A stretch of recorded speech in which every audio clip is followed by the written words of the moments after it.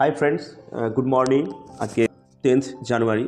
তো আজকে কিছু কোম্পানির Q3 রেজাল্ট রয়েছে।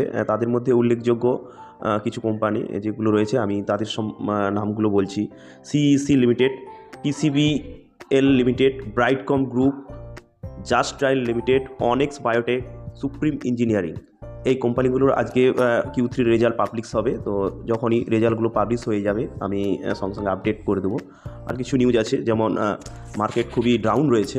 তো এই সময় যদি নিয়োগ আপনারা ইনভেস্ট করতে চান তো এসআইপি মোডে ইনভেস্টমেন্ট শুরু করে দিতে পারেন। আপনাদের পছন্দের যে স্টকগুলো রয়েছে যেগুলোতে আপনারা চাইছিলেন যে ইনভেস্টমেন্ট করতে, দেখবেন আপনারা প্রায় 15%, 20% বা 25%, কোনোটা 30% পর্যন্ত ডাউন রয়েছে।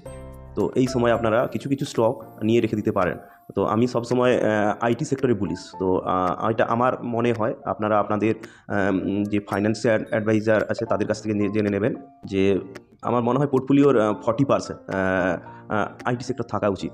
কেন আইটি সেক্টর ছাড়া কিছুই হবে না, সে ফাইন্যান্সিয়াল সেক্টর হোক বা যাই হোক, তাই আইটি সেক্টরে বুম। সেই দিক থেকে অনেকগুলো স্টক আছে যেগুলো এটা আমার মনে হয় আপনারা রিসার্চ করবেন, রিসার্চ করে কিনবেন। টাটা এলএক্সি আছে, কেপিআইটি টেক আছে, টাটা টেক আছে, যেগুলো এখন নেওয়ার মতো জায়গায় আছে, এসআইপি শুরু করে দিতে পারেন।